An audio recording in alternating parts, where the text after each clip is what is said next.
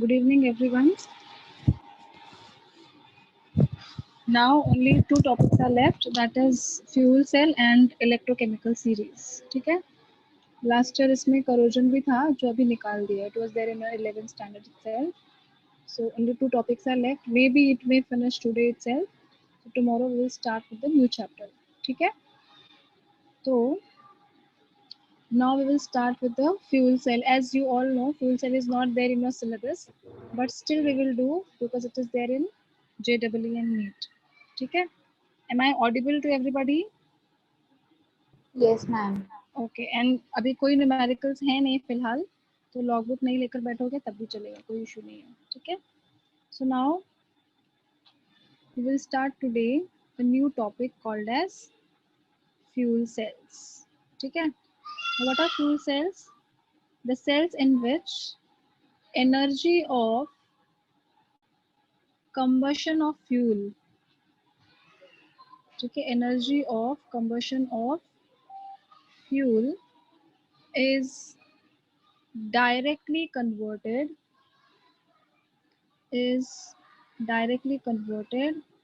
into electrical energy is called as fuel cells. समझा? Is called as fuel cells. So what are fuel cells? If the energy of combustion means burning, correct?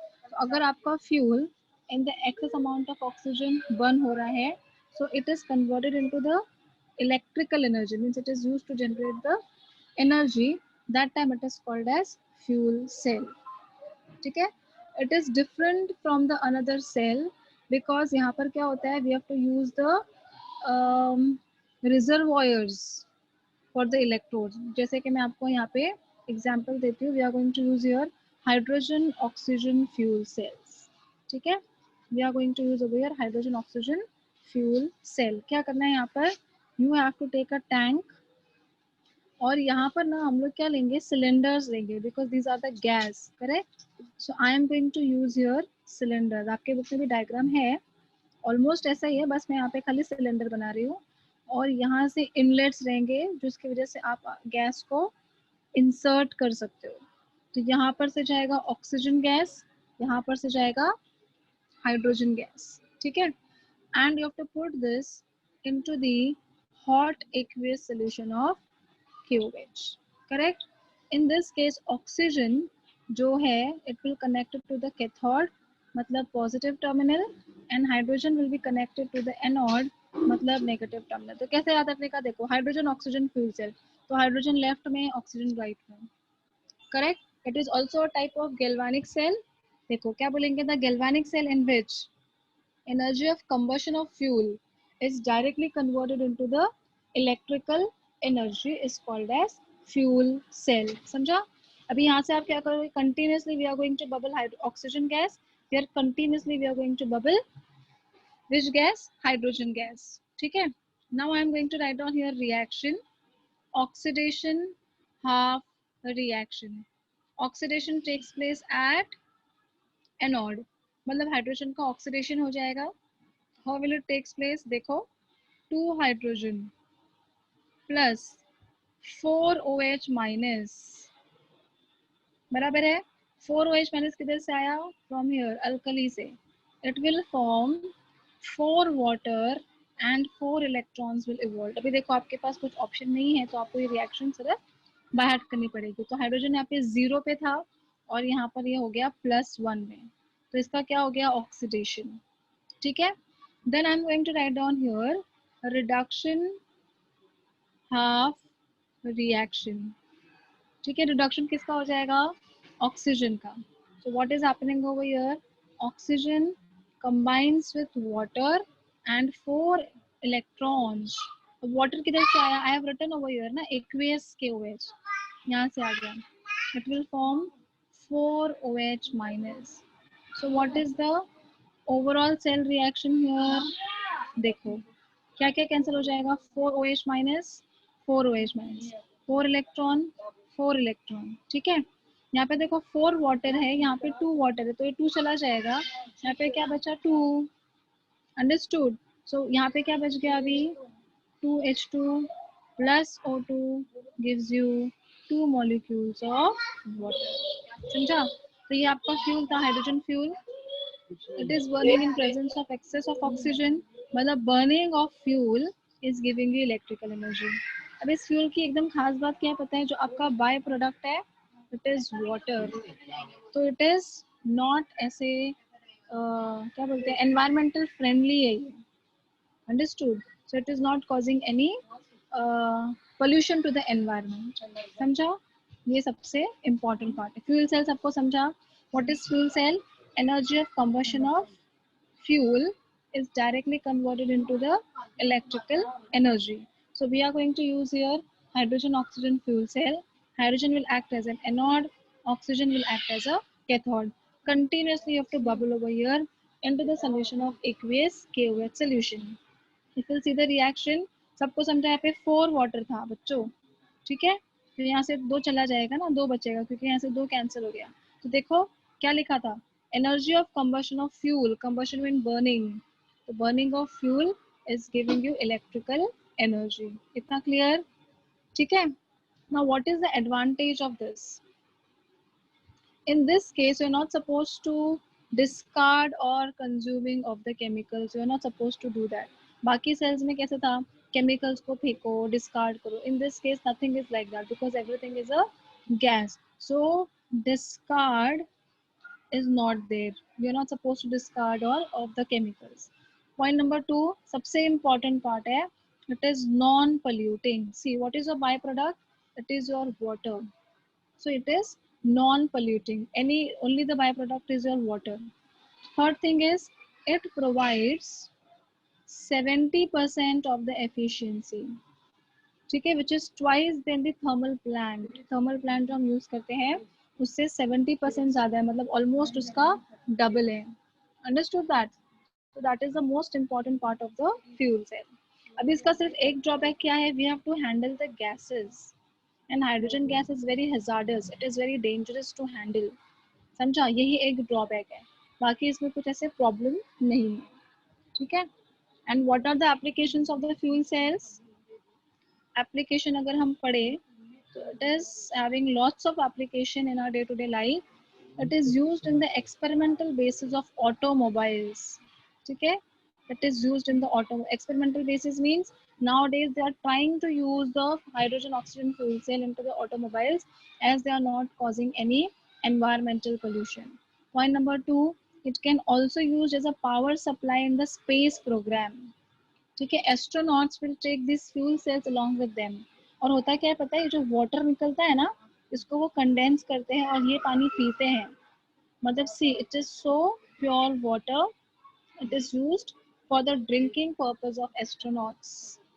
समझा? तो it is very important. तो it is water generated, can be used for the drinking purpose of astronauts. ठीक है. फिर क्या है? Nowadays they are trying, means we are exploring the science so that we can use these fuel cells, generators and all that in the hospitals by using the fuel cells. सबसे important part क्या है इसका? क्योंकि pollution नहीं देता है. It is handy also. Only the drawback is handling of the gases. Otherwise it is the best source of energy. Understood बच्चों? Fuel cell. I hope everybody understood this. Any question in this? Any questions बच्चों? Please reply. No, ma'am. हाँ, ये देखो कितना easy था. देखो, energy of combustion of fuel is directly converted into the electrical energy. We are having 2 half cells, hydrogen oxygen fuel cell. ये हो गया इसका reaction.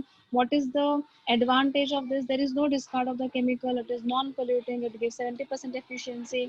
What is the application? It is used in the automobiles, in the space programs, for drinking water of the astronauts. And nowadays planning is going on to use all these into the अपना domestic use में, hospitals में use करना हम चाहते हैं क्योंकि इसका कोई भी बाय प्रोडक्ट नहीं है. ठीक है. And only drawback is the handling of hydrogen gas because it is hazards and dangerous. तो आपको सिर्फ एक ही काम करना है, यहाँ पर ये रिएक्शन याद करना है, बाकी कुछ नहीं है. देखो कैसे याद करने का रिएक्शन पता है?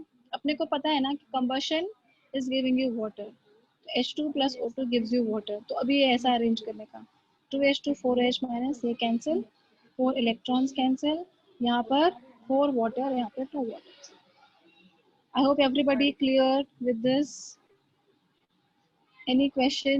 ठीक है, काफी लोगों के मुझे मैसेज आए कि समझ गया. लिखना है ये रिएक्शन, तो you can write down the reaction. Definition नहीं दिया हुआ है टेक्स्ट बुक में, तो you can write down the definition of the fuel cell.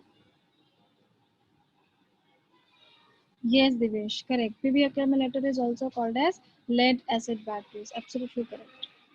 You are right.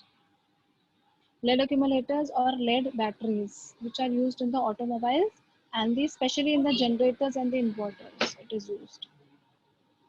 ठीक है, चलो ये फटाक से लिखो. फ्यूल सेल एंड डेफिनेशन लिखो फटाफट. डायग्राम दिया हुआ है टेक्स्ट बुक में, तो कुछ उतना इशू नहीं है, प्रॉब्लम नहीं है. Application and all that you can read from your text book. तो सिर्फ रिएक्शन लिख लो, फिर मैं इलेक्ट्रोकेमिकल सीरीज पढ़ा देती हूँ आपको, फिर हो जाएगा अपना चैप्टर. इस ई मतलब क्या है वो? क्या क्या? E converted into E. Electrical energy. मैं बोलती हूँ ना, डेफिनेशन लिखो. The cell in which the type of galvanic cell in which the type of galvanic cell in which energy of combustion of fuel, the type of galvanic cell in which the energy of combustion of fuel is directly converted into the energy of combustion of fuel is directly converted into electrical energy. E stands for electrical energy. Directly converted into electrical energy is called as fuel cells. Is called as fuel cells. For example, hydrogen oxygen fuel cells. Hydrogen oxygen fuel cell. अभी diagram आप textbook में से देख लेना. If you want you can draw it also, no problem. कुछ ऐसा बड़ा तो है नहीं. You can write on the construction. There are 2 half cell. ये होने के बाद most important part is the reaction. ये रिएक्शन लिख लो बस. Oxidation half reaction and reduction half reaction. ठीक है, and if you have any doubt you can ask. ये 4 water है, ये 2 water है. Once you are done, kindly let me know drawbacks and application and advantages. Everything is given on page number 113114 of your textbook. आप वो read कर सकते हो. ऐसे एक एक लाइन आप पढ़ सकते हो. ठीक है, please complete this. हो जाएगा तो बोलो, then I will proceed for the next reaction, next part, last part of the chapter. किसी को कुछ पूछना है, please unmute yourself and ask.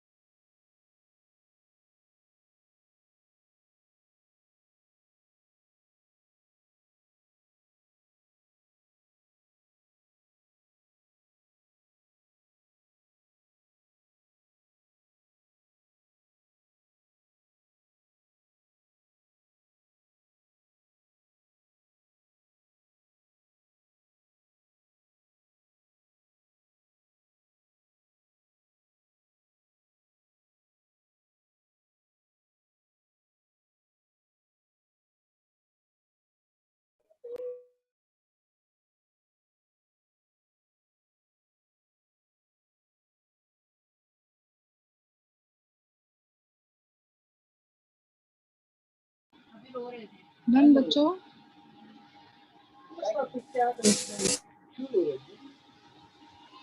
4OH कैसे आया? Just to balance this, because we are having here 2 2s are 4 hydrogen, here also 4OH minus. यहाँ पे water को आप break करोगे तो 4H plus and 4OH minus आएगा. That is why it is 4OH minus. समझा? And this OH minus we are going to get from this KOH because we are going to use your alkali. Understood, Sakshi? Okay. है ना, ये balance करेंगे ना, 2 2 से 4, ये 4 2 से 8, तो अभी यहाँ पे 4 लिया तो हो गया ना 8 ऑक्सीजन, 8 हाइड्रोजन, तो ये 8 हाइड्रोजन हो जाएगा.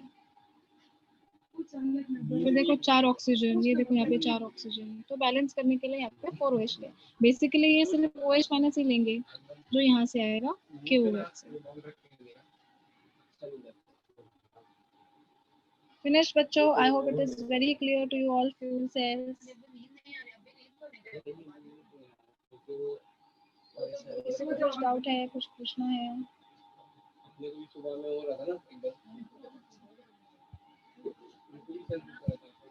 ओके, एकदम लास्ट में ना मैं आपको मेरे लैपटॉप से ये करती हूँ, नहीं तो इधर पे ही दिखाती हूँ इलेक्ट्रोकेमिकल सीरीज क्या रहता है, यहाँ से शेयर करती हूँ. ठीक है, आपको समझेगा. चलो नेक्स्ट है बच्चों, next step, next heading.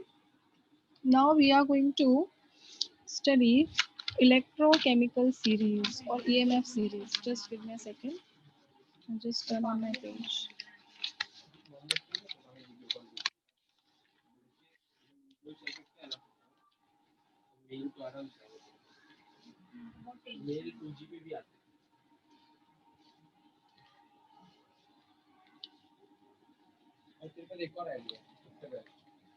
Okay, now we are going to study here, which is very important, electrochemical series.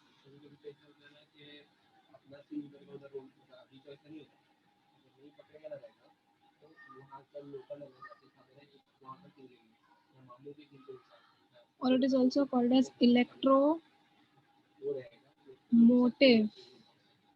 series. ठीक है, what is this electrochemical series? पहले मैं आपको definition बताती हूँ. ठीक है, it is the arrangement of electrodes. अभी electrodes क्या क्या हो सकते हैं? metals भी हो सकते हैं और नॉन मेटल्स भी हो सकते हैं. ठीक है, इट इज ये बोर्ड्स में है या स्किप किया है, ये पार्ट है. सिर्फ fuel cell, lead accumulator, battery और क्या था दिवेश? ड्राई सेल, ये तीनों चीजें स्किप Yes, किया. ma'am. ये है ना दिवेश, ये है ना? Yes. हाँ, this is there. So it is the arrangement of the electrodes. That electrodes can be metals or the non-metals with their ions. I will tell you what is that. With their ions and reduction half reaction in the decreasing order of their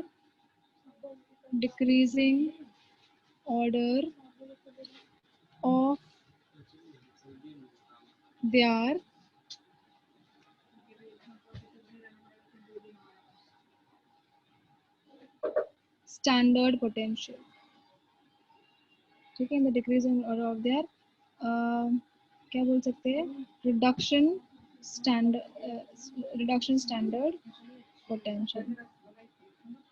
ठीक है, is called as electrochemical series. ठीक है, अब ये basically क्या होता है? I will just share my page over here. Just give me a second.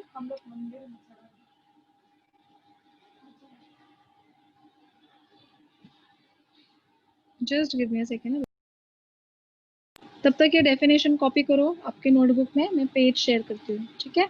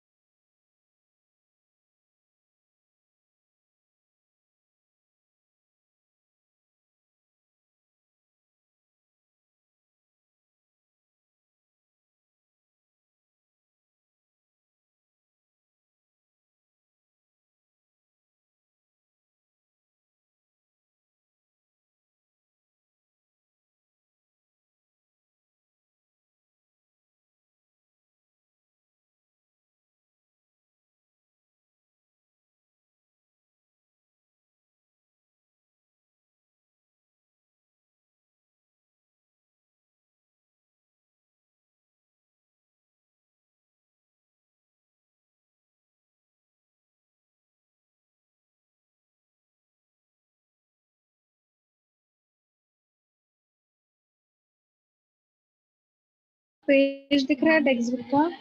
Yes बोलो, यस और नो। Yes, हाँ Yes, ma'am. yes. Okay okay.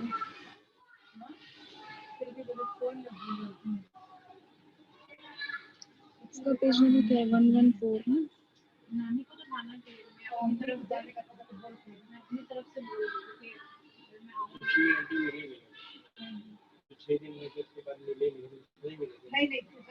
चलो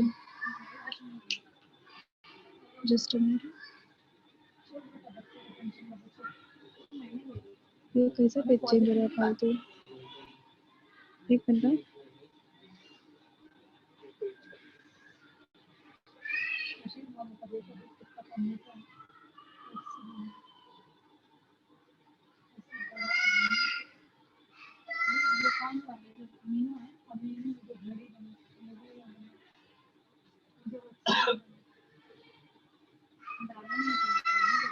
Can you see this page, बच्चों? This is called this. See, this is your electrochemical series. ठीक है? अब आप सबसे टॉप पे देखो कौन है? Fluorine. It is your non-metal. Then we are having gold, cerium. Again we are having gold. See, the oxidation states are different. ठीक है? Then we are having chlorine. तो definition में क्या लिखा है देखो? It is the arrangement of the electrodes. It can be metals or non-metals with their ions. Can you see the ions over here? नीचे तक देखो सब जगह ions है. लिथियम लिथियम के आयन के साथ है, पोटेशियम पोटेशियम के आयन के साथ है, कैल्शियम कैल्शियम के आयन के साथ है. Can you see that? So with their ions and all the reactions. बीच वाला पैराग्राफ लाइन देखो बच्चों. All these are your reduction reaction. Correct? और ये जो आपके पोटेंशियल है, it is in the decreasing order of their standard potential. Can you see? Plus 2.870 सबसे हाईएस्ट है. फिर जैसे जैसे आप नीचे आओगे, आप हाइड्रोजन का देखो. हाइड्रोजन दिख रहा है सबको बीच में? Hydrogen, what is the potential of hydrogen? 0 can you see that? ये देखो दिखा 0 हाइड्रोजन का पोटेंशियल. ठीक है? So potential of hydrogen is 0. Hydrogen के ऊपर सारे पॉजिटिवली चार्ज, हाइड्रोजन के नीचे सारे के सारे नेगेटिवली चार्ज. अब आप देखो, यू कैन सी 2 एरोज. एक एरो ऊपर से नीचे की तरफ जा रहा है और एक एरो ऊपर से नीचे की तरफ आ रहा है. क्या लिखा है उस एरो के ऊपर? Increasing strength as an oxidising agent, and here you can see increasing strength of the reducing agent. ठीक है? इंक्रीजिंग स्ट्रेंथ मतलब नीचे से ऊपर ऑक्सीडाइजिंग स्ट्रेंथ इंक्रीज हो रहा है. यस और नो? All are agreed? तो मुझे बताओ सबसे स्ट्रॉन्गेस्ट ऑक्सीडाइजिंग एजेंट कौन है? फ्लोरीन है कि लिथियम है? फ्लोरीन. Very good. अभी लेफ्ट वाला राइट साइड पे देखो, increasing strength of reducing agent. तो सबसे स्ट्रॉन्गेस्ट रिड्यूसिंग एजेंट कौन है? Lithium. Lithium. Clear? Yes, absolutely correct. अभी आपको ऑक्सीडाइजिंग और रिड्यूसिंग एजेंट तो पता है. What are oxidising agents? The substances which will reduce others and itself gets oxidized. And what are oxidizing agents? The substances which will oxidize others and oxidizes others and itself gets reduces. बराबर है? तो अभी देखो इस series से ये पता चलता है कि कौन किसको रिड्यूस करेगा. तो पहला रूल क्या है? Oxidizing agent can oxidize any reducing agents that appears below it. Oxidizing agents can reduce, ध्यान से सुनो, oxidizing agents can reduce any reducing agent that appears below it. समझा? अब नीचे से ऊपर ऑक्सीडाइजिंग स्ट्रेंथ बढ़ रहा है. तो अब मेरे को ये बताओ, आपको कॉपर दिख रहा है सबको? Cu2+ दिखा सबको? कॉपर. और उसके नीचे कौन है? सिल्वर. तो कॉपर और सिल्वर में से कौन किसको रिड्यूस कर सकता है? जो नीचे वाला है उसको ऊपर वाला रिड्यूस कर सकता है. समझ रहे हो बात को? नीचे वाले को ऊपर वाला रिड्यूस कर सकता है. तो कॉपर सिल्वर को रिड्यूस करेगा कि सिल्वर कॉपर को रिड्यूस करेगा?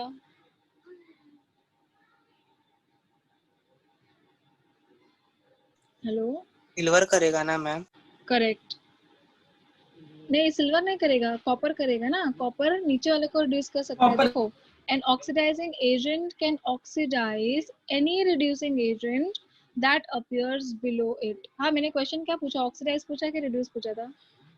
नहीं, ऑक्सीडाइजिंग पूछा था ना. ठीक है? तो ऑक्सीडाइजिंग एजेंट किसको ऑक्सीडाइज कर सकता है? नीचे वाले को. अभी देखो, अगर मैं कॉपर, अभी कॉपर छोड़ दो, जाने दो. अगर मैं यहाँ पर लेती हूँ, कौन सा ले लूँ, चलो टिन ले लिया, टिन और कैडमियम ले लिया। Can you see SN and CD? अब SN ज्यादा स्ट्रॉन्गर ऑक्सीडाइजिंग एजेंट है कि CD ज्यादा स्ट्रॉन्गर ऑक्सीडाइजिंग एजेंट है? पहले इतना बताओ। SN SN is more oxidising agent, absolutely correct. ठीक है, अभी क्या बोला गया है, ऊपर वाला नीचे वाले को ऑक्सीडाइज कर सकता है, बराबर। तो टिन कैडमियम को इजीली ऑक्सीडाइज कर सकता है। तो this is the role of this electrochemical series, समझा? And reducing agent can reduce the oxidising agent located above it. अगर मैं ऊपर से नीचे की तरफ आऊं, ठीक है, तो नीचे कौन है? नीचे हमारा रिड्यूसिंग एजेंट, बराबर है। तो नीचे वाला रिड्यूसिंग एजेंट ऊपर वाले ऑक्सीडाइजिंग एजेंट को रिड्यूस कर सकता है। आ रही है बात समझ में? अब मैं यहाँ पर एग्जांपल लेती हूँ मैग्नीशियम एंड क्रोमियम। अब मुझे बताओ, मैग्नीशियम क्रोमियम को रिड्यूस कर सकता है कि क्रोमियम मैग्नीशियम को रिड्यूस कर सकता है? मैग्नीशियम क्रोमियम को कर। Perfect, perfect. आगे बात समझ में? बस इतना ही है पूरे सीरीज में। So what they will do sometimes, you know, they will give you 2 और 3 electrodes and they will ask you, उनका ये दिया रहेगा, कौन सा वैल्यूज है, देखो ये सारे वैल्यूज दिए रहेंगे। EMF वैल्यू, इसको बोलते हैं E0 वैल्यू। दिख रहा है यहाँ पे ऊपर, देखो क्या लिखा है, can you see? E0 values mean standard reduction potential. ये सभी रिडक्शन पोटेंशियल है बच्चों, ऑक्सीडेशन पोटेंशियल नहीं है। So these are your reduction potential. They will give you some values and they will ask you कौन किसको reduce कर सकता है, समझा?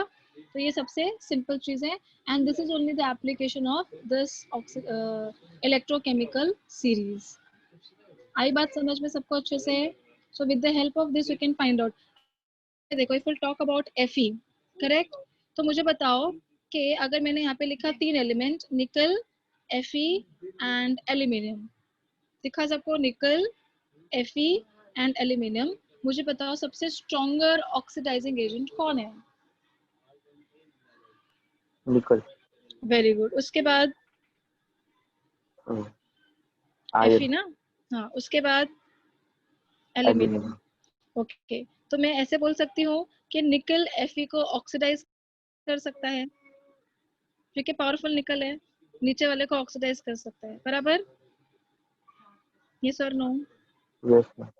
ओके, एल्यूमिनियम Fe को रिड्यूस कर सकता है, नीचे वाला ऊपर वाले को रिड्यूस कर सकता है ना, क्योंकि नीचे वाला स्ट्रॉन्गर रिड्यूसिंग एजेंट है। तो एल्यूमिनियम Fe को रिड्यूस कर सकता है, यस मैम। समझा? तो बस यही रोल है इलेक्ट्रोकेमिकल सीरीज का। यहाँ देखो, जितना बड़ा उसका नेगेटिव वैल्यू उतना बड़ा वो रिड्यूसिंग एजेंट, जितना बड़ा उसका पॉजिटिव वैल्यू उतना बड़ा वो ऑक्सीडाइजिंग एजेंट। ये ट्रिक याद में रखना, जितना बड़ा नेगेटिव वैल्यू चाहिए तो लिख के रखो बुक में, greater the negative value. Greater the negative value मतलब -3.04। एक्चुअली में नेगेटिव के वर्ड में वो छोटा ही है नंबर, समझ रहे हो ना? लेकिन मैं क्या बोल रही हूँ, इट इज मोर नेगेटिव। तो more the negative of E0 value, greater will be the reducing power. ठीक है? More positive the E0 value, greater will be the oxidizing power. समझा? This is only called as electrochemical series. एकदम easy था। आ गया सबको समझ में अच्छे से? एकदम इजी है इलेक्ट्रोकेमिकल। इसके ऊपर पता है 4-4 मार्क्स के क्वेश्चन आते हैं बच्चों, मालूम है आपको? एकदम इजी क्वेश्चन, एकदम इजी। देखो मैं तुम लोग को एक क्वेश्चन देती हूँ, इलेक्ट्रोकेमिकल सीरीज देख के करो। कैसे बताऊँ मैं तुम लोग को भी? इधर से देख के बताओगे क्या? पहला है एल्यूमिनियम, बुक में लिखो चाहिए तो। पहला है एल्यूमिनियम, दूसरा है क्लोरीन, बुक में लिखो और इधर से देख के बताना, ठीक है? पहला है एल्यूमिनियम Al, दूसरा है क्लोरीन, तीसरा है कैडमियम Cd, चौथा है Fe, पांचवा है आयोडीन I2 और छठा है bromine Br-। Aluminium, chlorine, cadmium, Fe, iodine and bromine, इनको आपको अरेंज करना है in the increasing strength of oxidising agent, in the increasing strength of oxidising agent. तो जो सबसे ज्यादा ऊपर है वो आपका स्ट्रॉन्गर ऑक्सीडाइजिंग एजेंट, नीचे आते आते वो छोटा हो जाएगा। करोगे अरेंज? अभी मैं ये पेज को ये करूंगी ना, लिख नहीं सकती मैं अभी क्योंकि शेयर किया है page. Did you all understand the question? Just let me know that first. हाँ मैम समझा। हाँ, सबको समझा क्वेश्चन?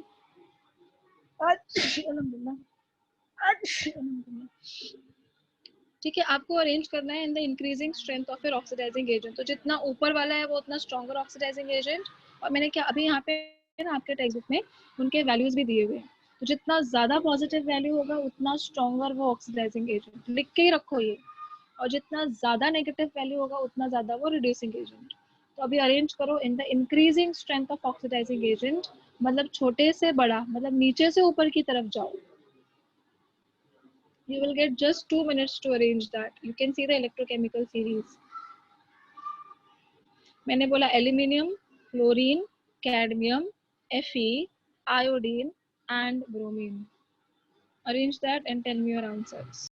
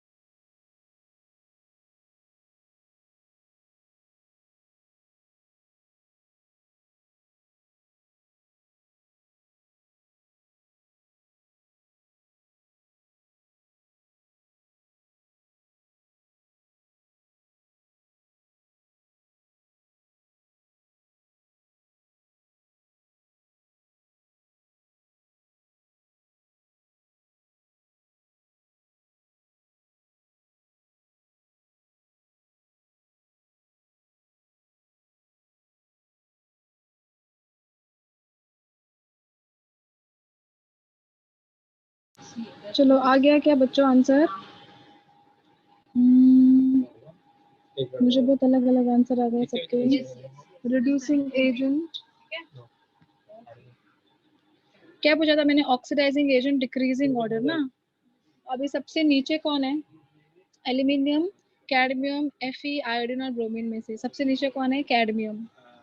नहीं, सबसे नीचे एल्यूमिनियम। सबसे पहले एल्यूमिनियम आएगा, फिर कैडमियम आएगा, उसके बाद नहीं एल्यूमिनियम के बाद Fe आएगा, फिर कैडमियम आएगा।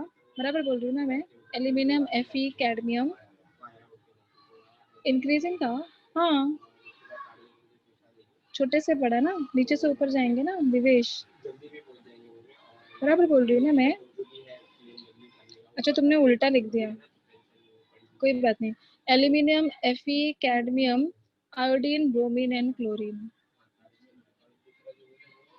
कन्हैया का आंसर एकदम परफेक्ट है। नहीं कन्हैया थोड़ा गड़बड़ हो गया। क्लियर बच्चों?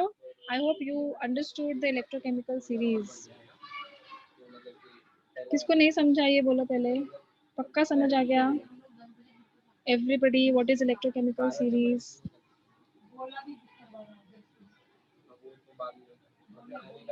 ठीक है ना बच्चों? अभी एक एकदम छोटा सा टॉपिक है, spontaneity of the redox reaction. एकदम छोटा सा टॉपिक है, वो पढ़ा देती हूँ फिर आपका चैप्टर हो जाएगा। मैं इसका डेफिनेशन दिखाऊं ना? हाँ डेफिनेशन दिखाती हूँ। ये करूँ स्क्रीन शेयर बंद करूँ? सबको समझ गया ना इलेक्ट्रोकेमिकल सीरीज? आपको याद करना नहीं है इसको, सिर्फ क्या याद करना है? हाइड्रोजन के ऊपर सब पॉजिटिव, हाइड्रोजन के नीचे सब नेगेटिव। जितना ज्यादा पॉजिटिव उतना स्ट्रॉन्गर ऑक्सीडाइजिंग एजेंट, जितना ज्यादा नेगेटिव उतना स्ट्रॉन्गर रिड्यूसिंग एजेंट। आ रही है बात समझ में? आपको एग्जाम में E0 वैल्यूज दिए जाएंगे, क्योंकि इलेक्ट्रोकेमिकल सीरीज को याद नहीं कर सकता। अभी आपने सीरीज देख के मुझे बता दिया ऊपर नीचे, बट एग्जाम में what they will give you, along with your electrode they will give you E naught values also। तो पॉजिटिव नेगेटिव देख के अरेंज कर देने का, समझा? जितना बड़ा होगा उतना स्ट्रॉन्गर ऑक्सीडाइजिंग एजेंट। और वो ठीक से पढ़ने का कि ऑक्सीडाइजिंग एजेंट इंक्रीजिंग बोला है कि डिक्रीजिंग बोला है, रिड्यूसिंग एजेंट इंक्रीजिंग बोला है कि डिक्रीजिंग बोला है, वहां पे बच्चे कंफ्यूज जाते हैं। बाकी इट इज वेरी सिंपल। ठीक है, should I stop my share? देखो अपना किधर तक हो गया, ये अभी फ्यूल सेल मैंने आपको पढ़ाया, application and all that.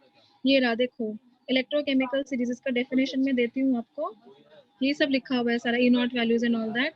Application देखो फर्स्ट क्या हुआ है, relative strength of oxidising agent, मतलब ऑक्सीडाइजिंग एजेंट कौन है वो पता चल गया। उसके बाद नेक्स्ट क्या बोला है ऊपर देखो, relative strength of reducing agent, ये भी पता चलता है अपने को।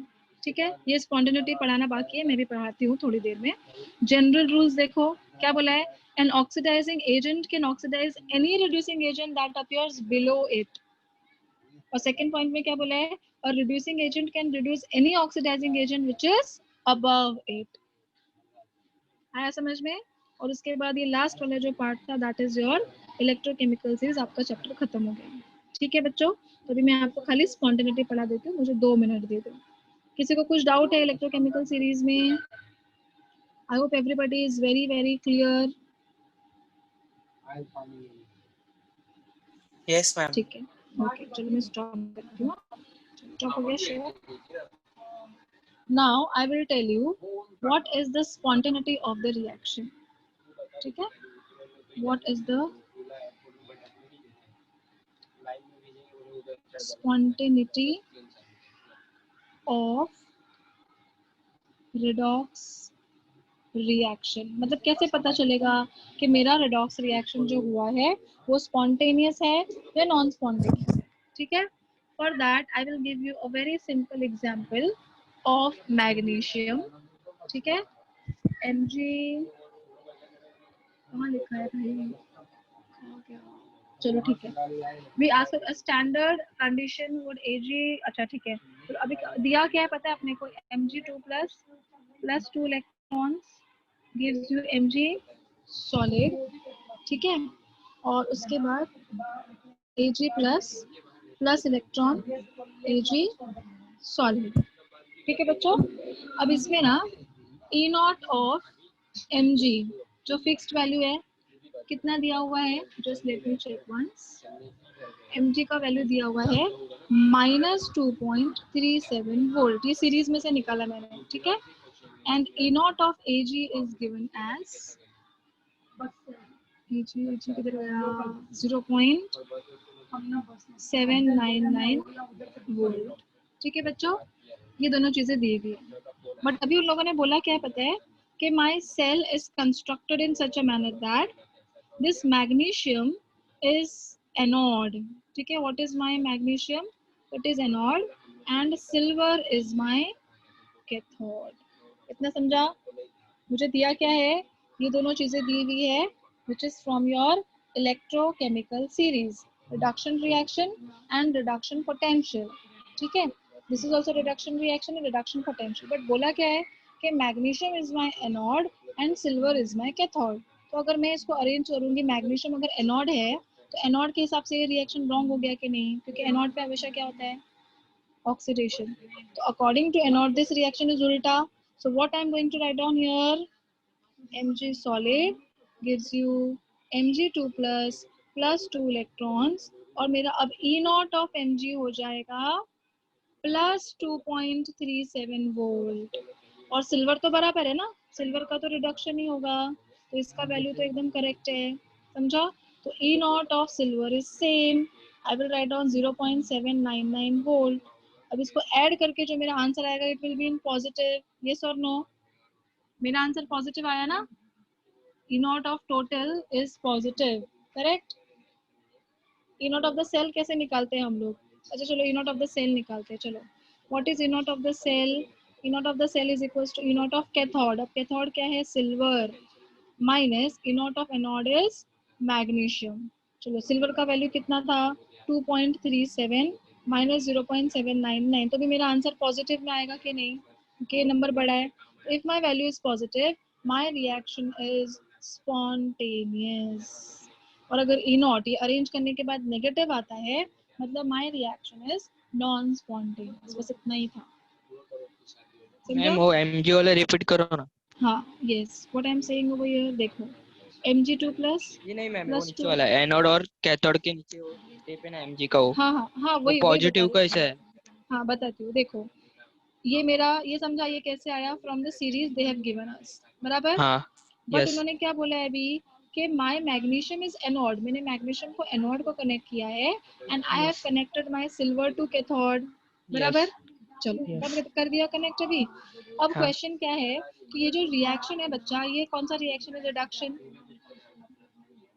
हाँ कि ना बोलो, ये यस रिडक्शन रिएक्शन है ना। बट एनोड पे क्या हाँ होता है, ऑक्सीडेशन। तो अगर मैं ऑक्सीडेशन ऑक्सीडेशन कर रही हूँ तो मैं इसको उल्टा करूंगी ना, यस यस इसको उल्टा कर दिया तो ये वैल्यू नेगेटिव का क्या बन गया, पॉजिटिव बन पॉजिटिव। गया। यस बस। थैंक यू और मैम। ये कैथोड है, तो इफ इट इज हाँ cathode it will remain as it is. अगर उल्टा करते हैं हम लोग, इसको यस बोलते हैं कि ये एनोड है और ये कैथोड है, तो इसको उल्टा करते हैं तो ये नेगेटिव हो जाता है, ओके समझा? ओके ओके तो अभी जब आप इसको ई नॉट ऑफ सेल निकालोगे तो it is cathode minus anode, my final answer will be in positive, means my yes reaction is spontaneous, spontaneous understood? Yes And if my value of E naught of the cell is negative, means my reaction is non-spontaneous. Everybody understood this? Understood everyone? Just give me a quick yes into the chat box if you've understood the spontaneity of the reaction. लिखना है क्या ये तुम लोगों को ये part? If you want you can write it. लिखना है कि नहीं लिखना है, वैसे है टेक्स्ट बुक में, if you want you can write it also. ऐसे लिखो, E naught of the cell positive, reaction is spontaneous. E naught of the cell negative, reaction is non-spontaneous. ऐसे लिख लो. And if you want you can write down this example also. यहाँ पे magnesium anode था, ये cathode था, इसके लिए उल्टा हो गया, समझा? इतना लिख लो, हो जाएगा तो मुझे डन। स्पॉन्टेनियस मतलब क्या है, जो रूल्स फॉलो करता है वो ना? नहीं नहीं, स्पॉन्टेनियस मतलब फास्ट, नॉन स्पॉन्टेनियस मतलब स्लो। मैं स्टेटमेंट रिपीट करो। हाँ स्टेटमेंट दे रहा, लिख लो। ठीक है, मैं म्यूट करती हूँ, हो जाएगा तो मुझे बोलो, फिर मैं अनम्यूट करके आंसर करती हूँ, ठीक है?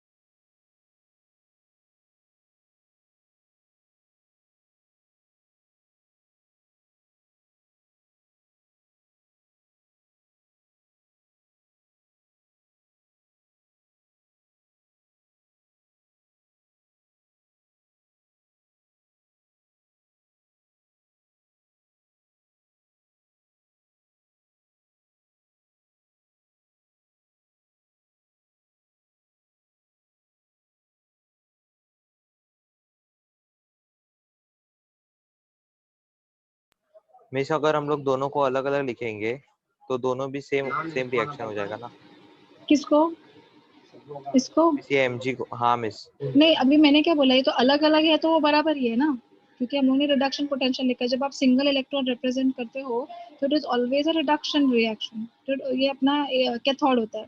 बट यहाँ पे मैं सेल कंस्ट्रक्ट कर रही हूँ, तो when I am constructing the cell, एक को एनोड और एक को कैथोड तो होना ही पड़ेगा। तो उन्होंने क्या बोला कि मैग्नीशियम एनोड है और सिल्वर कैथोड है, तो अगर मैग्नीशियम एनोड है तो ये रिएक्शन तो गलत हो गया, इसको उल्टा करना पड़ेगा। तो when I am going to make it उल्टा, दिस विल बिकम पॉजिटिव, समझा? हाँ मिस समझा। ये इलेक्ट्रोकेमिकल सीरीज का हो गया डेफिनेशन। हाँ बच्चों, हाँ चलो ठीक है, ये लिख लो एग्जाम्पल नीचे वाला, and then I will give you 5 minutes to just go through the chapter. और अगर टाइम बचा तो I will start with the new chapter also. अपने पास बहुत टाइम है, आधा घंटा है, ठीक है? जस्ट गो थ्रू, ये लिख लो, एक मिनट, हाँ मैं उड़ रहा है तो थोड़ा नीचे, sorry, can you see this properly?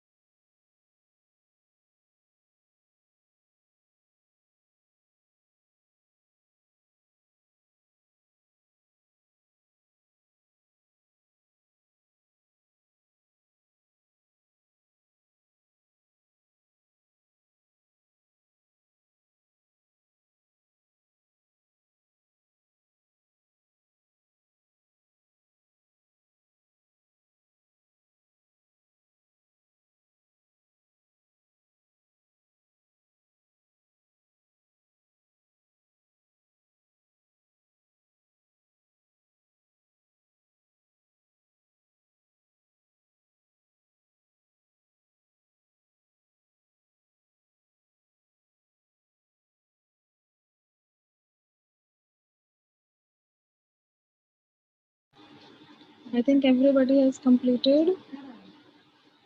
जो किसी ने कुछ तो लिखा है।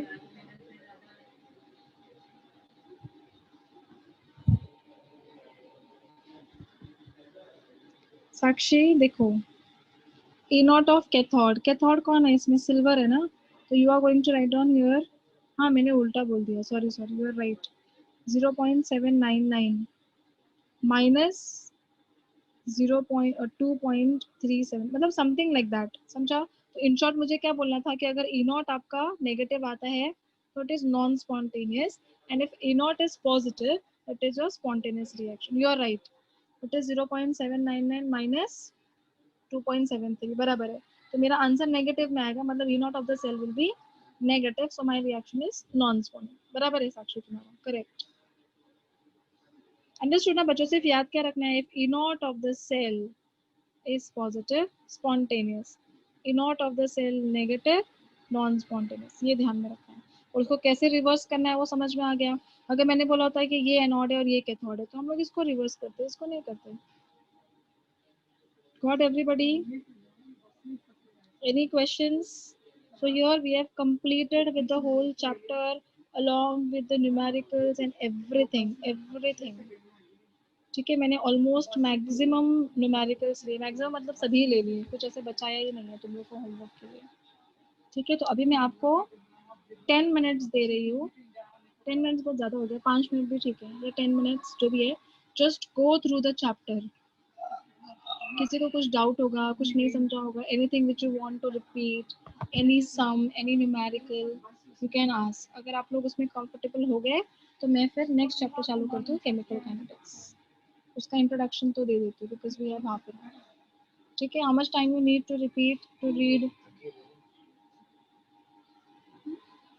How much time you need बच्चों? I think 5 minutes are enough just to go through, right? चलो 8:05 पर, हाँ ठीक है।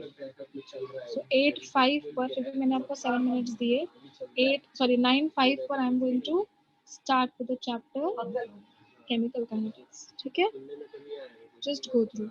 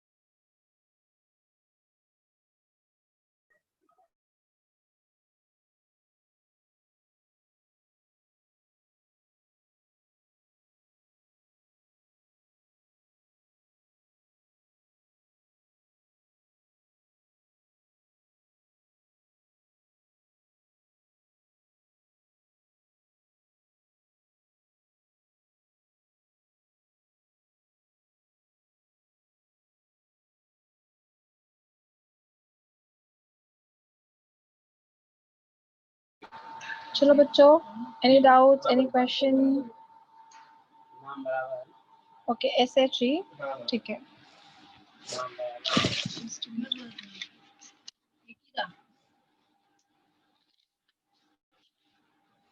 See, what is standard hydrogen electrode?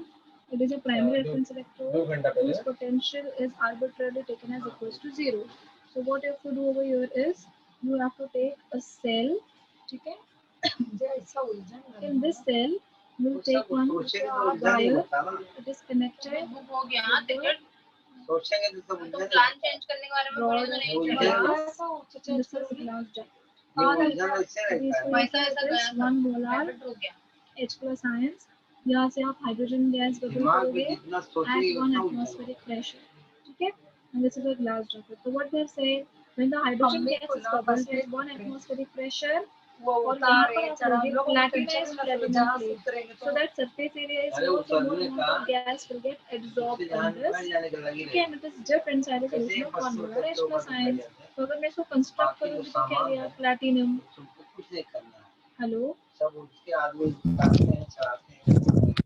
I think मेरी आवाज काफी जोर से है। एम आई ऑडिबल प्रॉपर्ली बच्चों? Yes ma'am. यस आपका कनेक्शन ठीक करो शक्ति प्लीज, ठीक है? हाँ, तो platinum then it is in contact with hydrogen gas which is at 1 atmospheric pressure maintained and H plus ions, ठीक है, which is maintained at 1 molar. This is called as standard hydrogen electrode. But अभी मैं लिखूंगी क्या यहाँ पर? E naught of hydrogen is nothing but 0.00 volt because its potential is considered as 0. So if I'm going to connect any electrode, E naught of cell is equals to, suppose मैंने इसको cathode बना दिया तो hydrogen minus E naught of anode लिखा तो ये तो 0 हो गया। तो what is E naught of the cell? It is exactly equals to minus E naught of anode, ठीक है? अगर मैंने इसको एनोड बना दिया तो E naught of the cell is equals to E naught of cathode minus E naught of H2, तो ये 0 हो गया। So E naught of the cell is exactly equals to E naught of cathode. So likewise, you can find out the exact potential of your half electrode. That is called as standard hydrogen electrode. Understood? Shruti?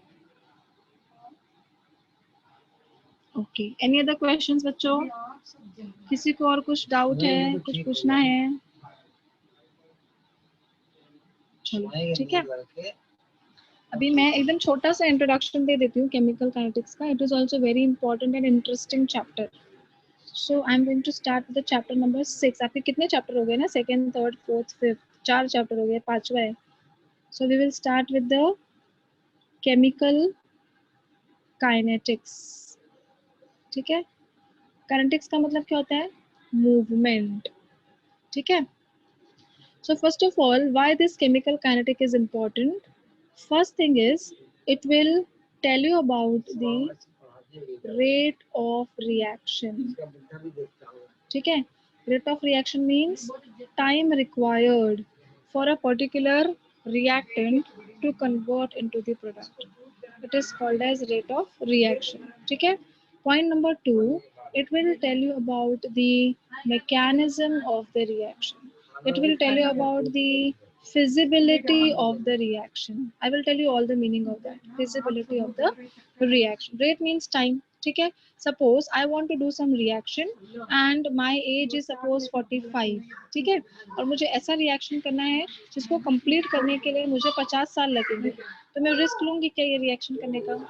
The most important thing is time.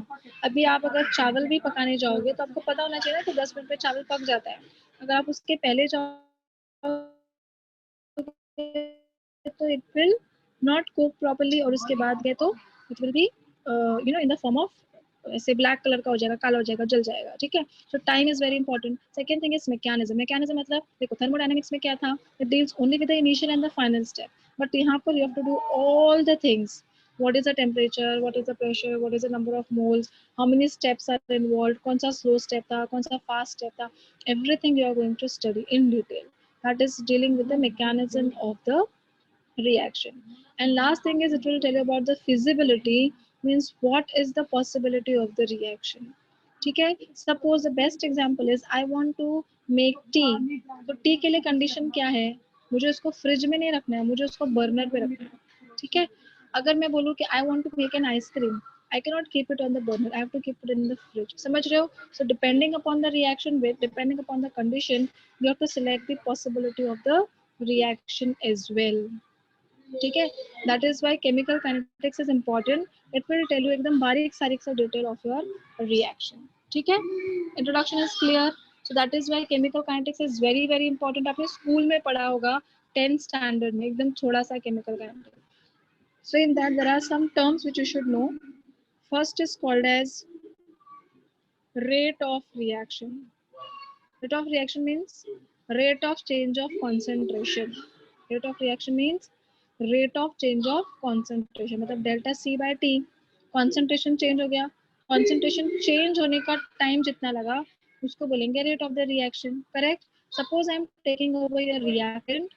Reactant is converted into the product. So initially concentration of reactant is more and concentration of product is less. After some time what will happen? Concentration of reactant decreases and concentration of product increases. तो मैंने वही बोला ना, time required for a particular reactant to convert into the product. The rate of change of concentration is called as rate of reaction. इतना clear हुआ? What is rate of reaction? It is nothing but rate of change of concentration. अगर मैं बोलूँ कि reactant का concentration, तो आप क्या बोलोगे? After some time it has decreased. अगर मैंने बोला concentration of the product, तो आप क्या बोलोगे? After some time it has increased.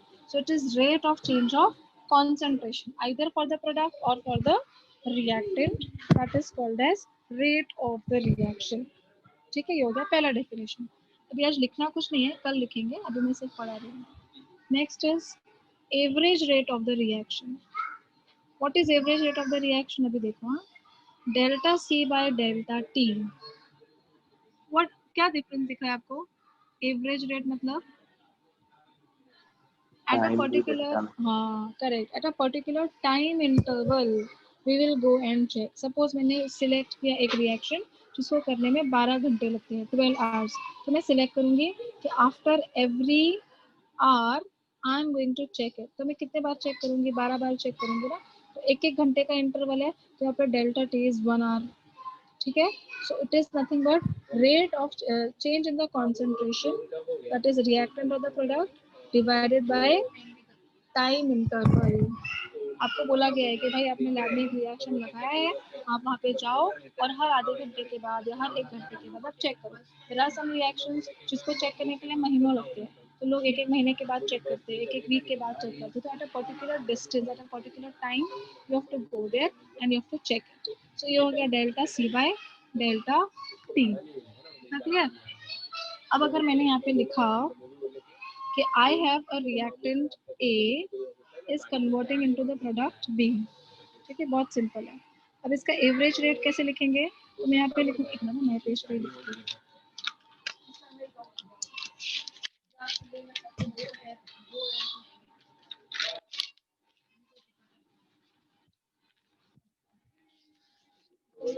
अभी टाइम है, मतलब कर सकते हैं, पर वो मामू से भी बात कर लेना कि कहीं है क्या उधर से आने वाला, कितना मतलब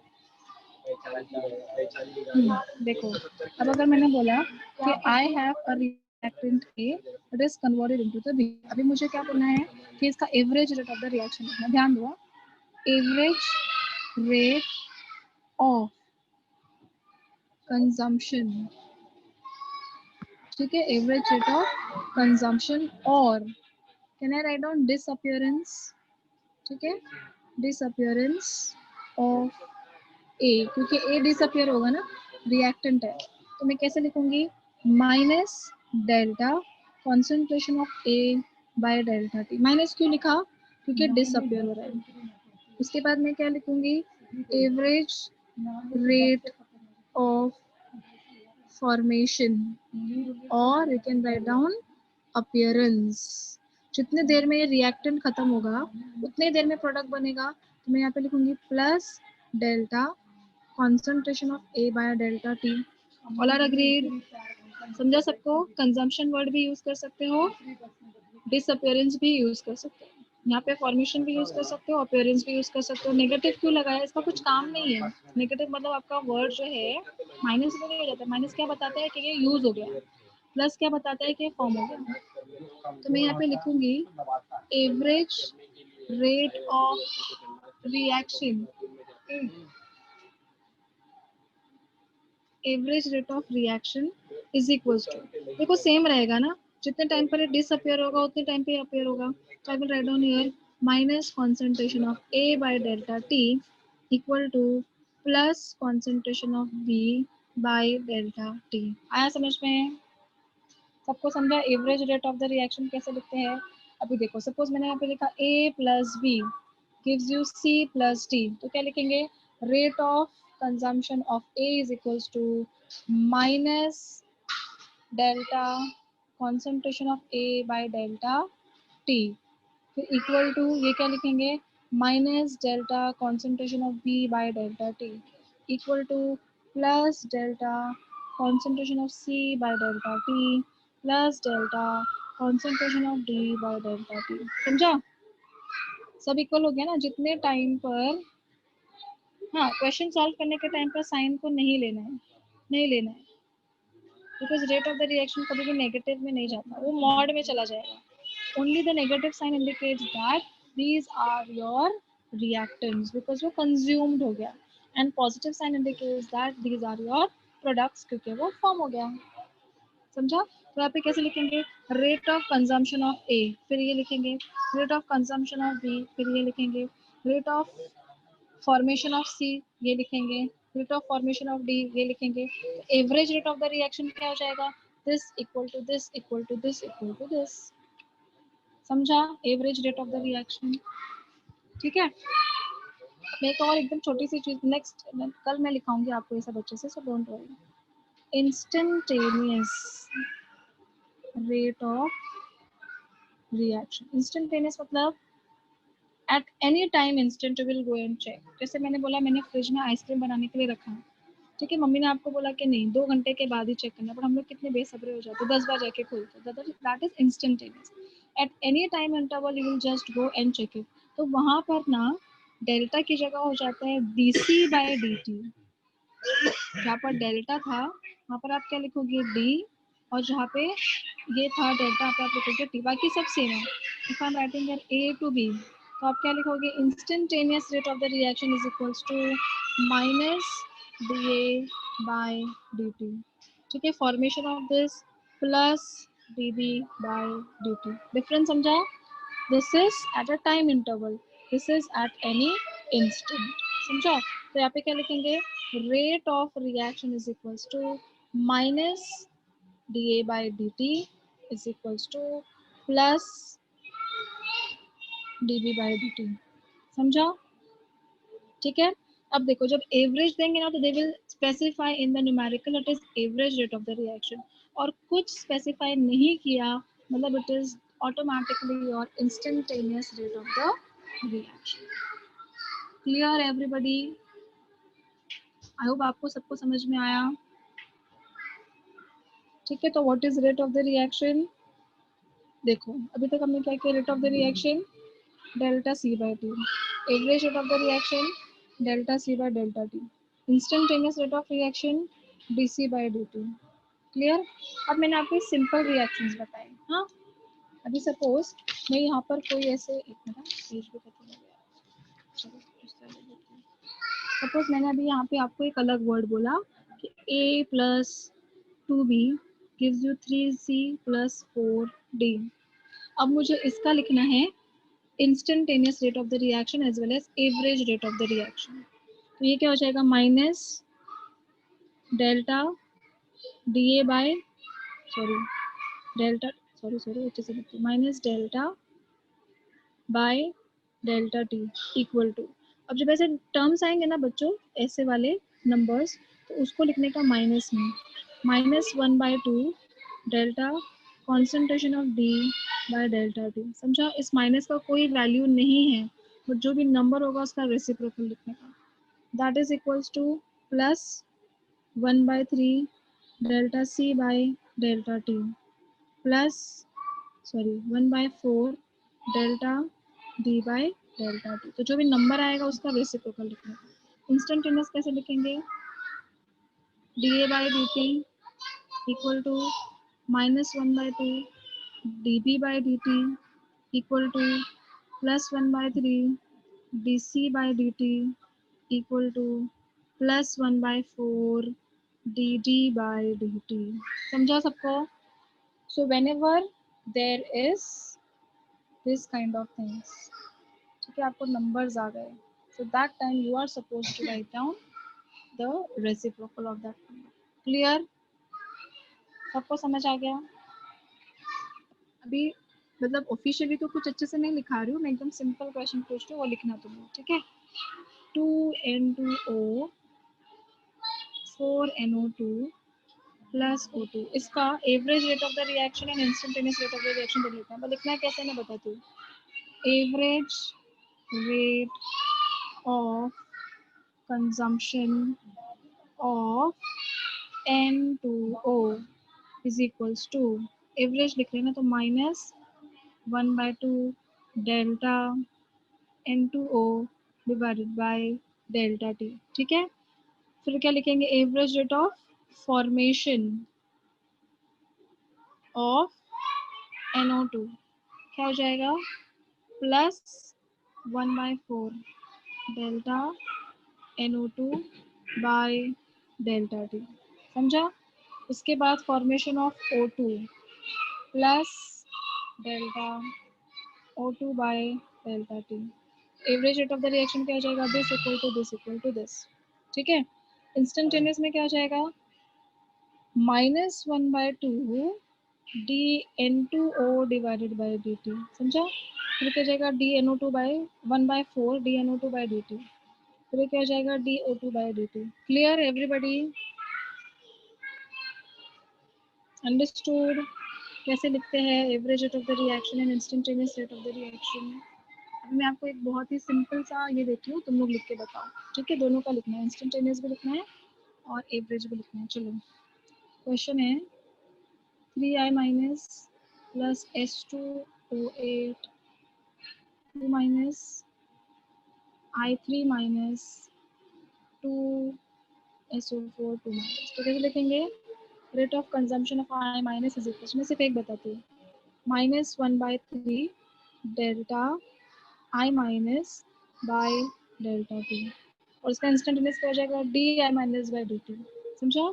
तो इंस्टेंटेनियस और एवरेज दोनों का रेट ऑफ द रिएक्शन लिख के दिखाओ। अभी ये सिर्फ प्रैक्टिस के लिए, कल हम लोग अच्छे से लिखेंगे।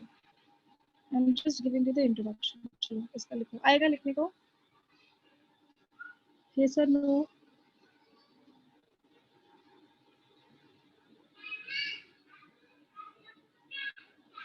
यस और no? Did you understand everybody? Yes ma'am. Okay, चलो लिखो और मुझे बताओ।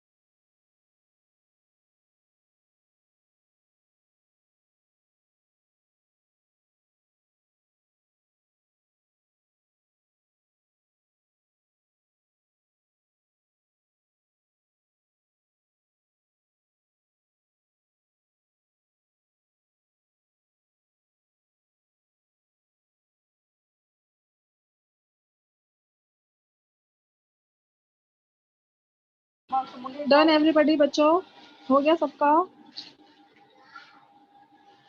आई होप आपको ये समझा कि कैसे लिखते हैं, एवरेज में डेल्टा एंड इंस्टेंटेनियस में डी।